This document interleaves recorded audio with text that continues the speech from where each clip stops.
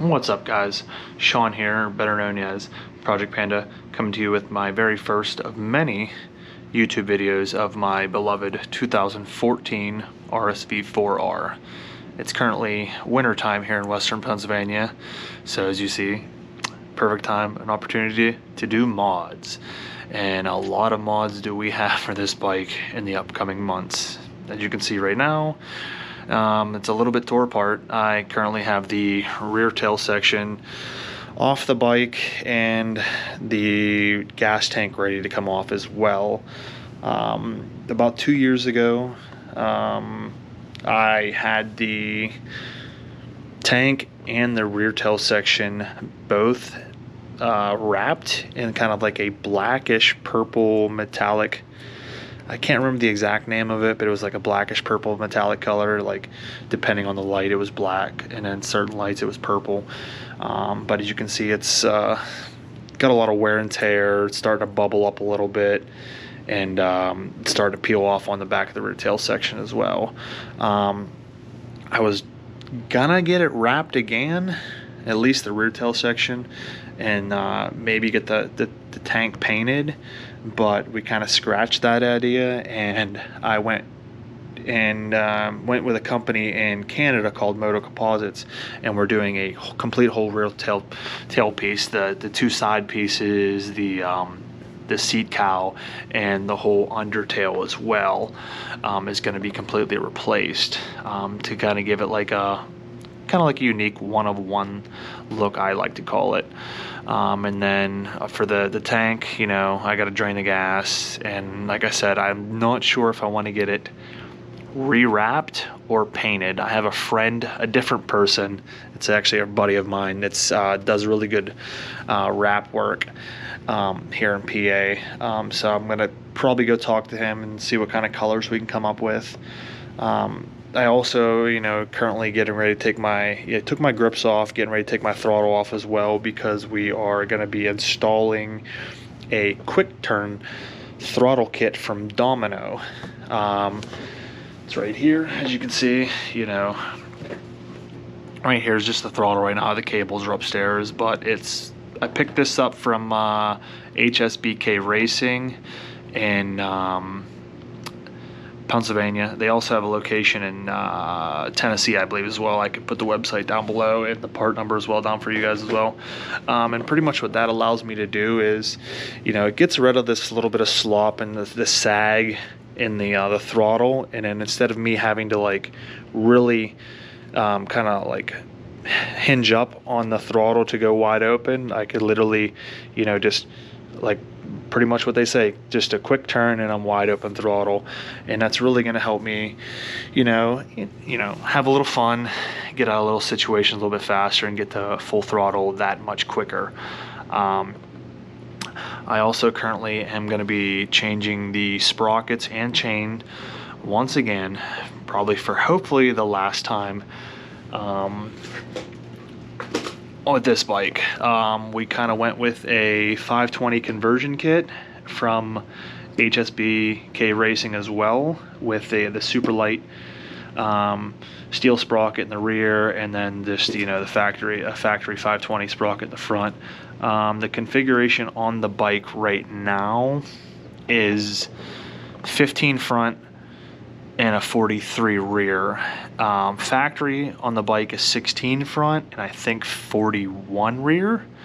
I didn't really like that because like I said, I live in western Pennsylvania, so there's not a lot of like open-ended like straightaways. There's more mountain roads, twisties and stuff like that, and there just wasn't a lot of low-end grunt from the bike. And I switched to a 1543 and I liked it, I loved it, but I was still missing a little bit of that grunt. You know, I wasn't really in the high RPMs and, you know, second and third gear.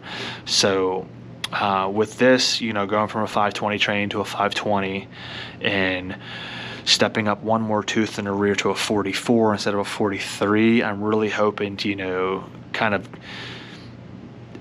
really accentuate, you know, the low end torque that this bike has, and kind of make it breathe and open it up a little bit more and have a little bit more fun with it. The 520 over the 525 is definitely going to give me a little bit of weight savings, especially off the rotational mass. So that's always plus. You know, dropping weight off of a rotational mass is like pretty much gaining 3 horsepower. Also, I've not decided as well, but AF1 Racing has a set of Rsv4 factory wheels that I'm thinking about picking up. Currently, these are aluminum cast. The factory wheels are aluminum forged. So pretty much the big difference is, you know, about 7 to 8 pounds of total weight off of unsprung weight off of the bike, which will really help with, you know, acceleration, braking, you know, taking the bike, you know, left and right, and exiting corners, entering corners, and stuff like that. It's about 2 or 3 pounds off the front, 3 or 4 pounds off the rear. And this bike has ceramic bearings. And if I do get the new wheels, I'm thinking about doing ceramic ball bearings as well. I'm not really sure yet. I guess I kind of might just get the wheels with the, you know, the lighter chain and stuff like that, and just kind of give it a feel and see how I like that, and then maybe down the line throw ceramic bearings into it. Not 100% sure. We'll have to go from there and figure it out and find out. The bike does, like I said, have a lot of carbon fiber on it. I got this from, I don't think AF1 sells it anymore, at least this company, but it's Illenberger carbon fiber. It's real carbon fiber. I bought this about 3 or 4 years ago, and it's definitely not cheap. I could tell you that right now, but it looks really, really good, you know, especially when it's cleaned up. It's currently dirty right now because it's winter time and I'm tearing into it and working on it, so I don't really care how it looks. It's going to get a nice detail in the springtime anyway. You know, Competition Works shorty pipe on it. You know, I absolutely love the sound of it. Probably one of the, in my opinion, it's the Rsv4 is probably one of the best sounding bikes out there. Just recently put on Light Tech rear chain adjusters as well. Big huge win plus there for me. Adjusting my chain makes it so much easier. Currently in talks with Giamoto on getting some new rear sets. These are Light Techs. Had them since I got the bike, you know, back in 2014. Great rear sets, nothing bad against them, but they are starting to show some wear, and the, you know, the bearings kind of loosen up. So I think we're going to kind of go with something newer, a little bit better, and kind of a little bit more flair, you know, per se, I like to call it. You know, I'm very unique and very picky when I come to my bike and picking and choosing stuff. And, you know, 2023, we're kind of changing the color scheme up a little bit. Okay, and we're back. Sorry about that, guys. Camera died mid record, but what I was saying is 2023, we're changing up the color scheme of the bike for the last time, hopefully.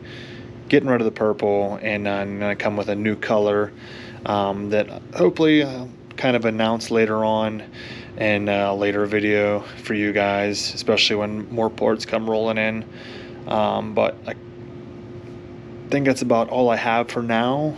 Kind of my goal is kind of keep these videos under, you know, 10-12 minutes at most for you guys. If you guys have any comments, suggestions, anything really you guys want to talk about or you guys want to see in future videos, please let me know down in the comments.